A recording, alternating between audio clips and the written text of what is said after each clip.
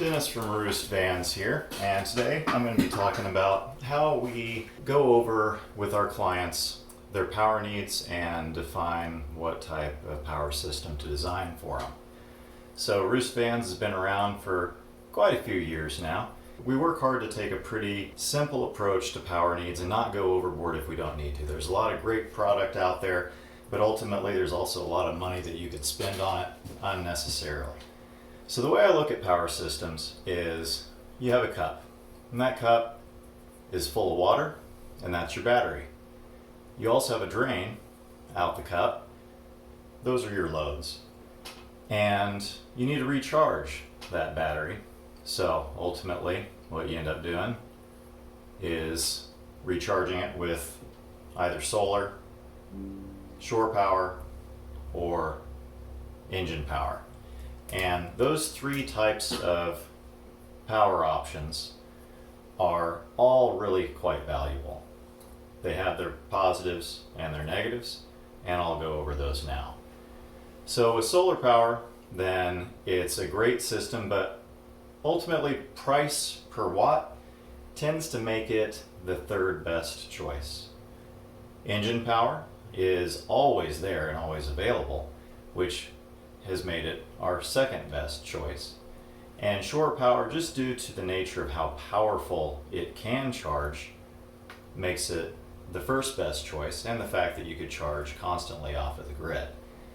Now, with an engine power source, then you can typically charge at about, say, 70 amp hours at the highest.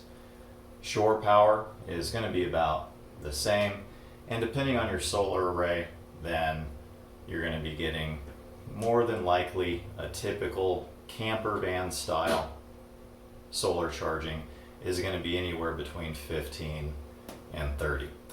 Otherwise, you're going to be commandeering a lot of the roof of your van, and you're going to end up spending quite a bit of money in order to do so, only when it's sunny and you're parked in the sun. So as far as our loads are concerned, then we have a number of different loads to consider. We have small loads, and we also have big loads. Probably the biggest load that we end up talking to customers about is an air conditioner. And that typically requires somewhere between, if you're going to be off-grid, about $10,000 to $15,000 of investment to run that air conditioner off-grid properly. We'll get over some of the details on that in a little bit. Other big loads could be blenders, as well as induction cooktops, and also things like hair dryers and Instapots and electric kettle boilers. Now, some of the smaller loads that really do not require a lot of power are LEDs, vent fans, and say auxiliary bunk heaters that are tapped off of the fuel tank, not electric heaters. Pumps for water, and depends on the type of on the type of refrigerator you get. It can be either a small load or a large load. If you spend a little more money, it's going to be a small load. If you go to Home Depot and get a refrigerator, it's going to be a large load. If that fridge is kept in a cooler environment, say in the shade, the interior of the van doesn't get hot, or you put in a vent fan that keeps some air circulating inside the van, then the fridge will not cycle as much and will then be more towards the small load. But as far as smaller loads are concerned, then fridges do tend to be on top of that power draw and power requirement. The battery size is the next choice in how we end up defining the battery size. You know, our typical batteries that we suggest to customers are anywhere in the 200 to 300 amp hour range, because most of our customers are parking for a couple of nights, maybe 3 nights. They tend to be in the smaller load category, and they don't tend to have the larger load needs, or they design their van and they design their requirements and their trip so that they don't require all these larger loads as well. Our typical setup is that we have a good shore power charger, so when that's available, and we use Goal Zero systems with the link module that allow for a significant engine charge for those customers, particularly if they're going to be driving around every 1 to 2 days. They're going to be recharging their system anyway. And I'd say 25% of the time we'll put a couple 100 watts of solar on top of the van. For usually the justification of that is to trickle charge the draws of the fridge. Now, as far as budget is concerned, I'd say that solar value to dollar wise is going to be one of the highest. Engine recharge and shore recharge is going to be one of the lowest. The air conditioner is definitely going to be one of the very most highest. And then any of these big loads are going to be higher as well. Now, when it comes to induction cooking, it's a great product, but I do recommend customers strongly consider propane in order to stay out of this big draw requirement, which is going to cause a need for a much larger battery bank in order to hold on to the power needed to charge all of these big loads.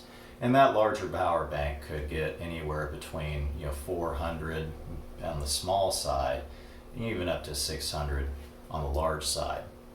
Now, if you chose with the air conditioner, I wouldn't want to be less than 800 amp hours. And that is a significant expense.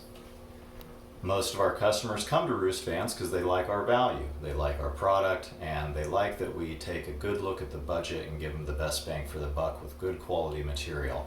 And we take considerations into account.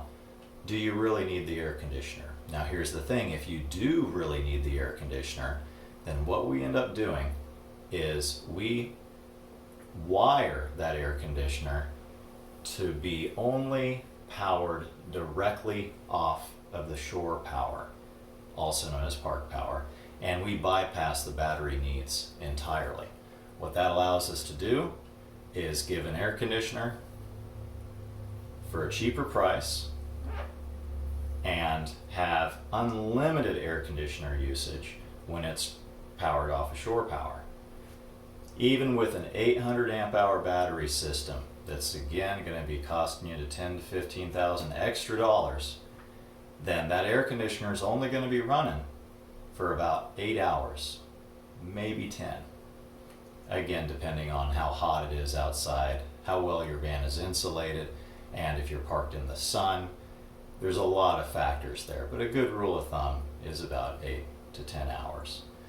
So when you're designing your power system and when you're designing your van, it's a camper van, it's not a full-on RV. Are you going to be off-grid fully? Really? For about 5 days at a time? And if you are you okay with that kind of a budget? And if you are, great, let's do it. If you really need a blender, induction cooktop as opposed to propane, hairdryer, and all these other items, yeah, you're going to need to go ahead and get your battery system designed and engineered and installed so that it can support all those things. Or you can take a look at doing things a different way and getting off grid, getting out in the woods, simplifying. Maybe grab a Coleman propane stove if you're not okay with propane being inside the van, which is what we typically do and highly recommend, particularly whenever you wake up first thing in the morning and you want to heat up some coffee before going outside where it's cold. And understand your trip usages and how you use your van can change, and you can save quite a bit of money and still really get all the creature comforts that you really want just outside in the wilderness. So our typical usage is we will stick in that 200 to 300 amp hour range for people that tend to do about 2-3 days off grid before they move on to their next adventure.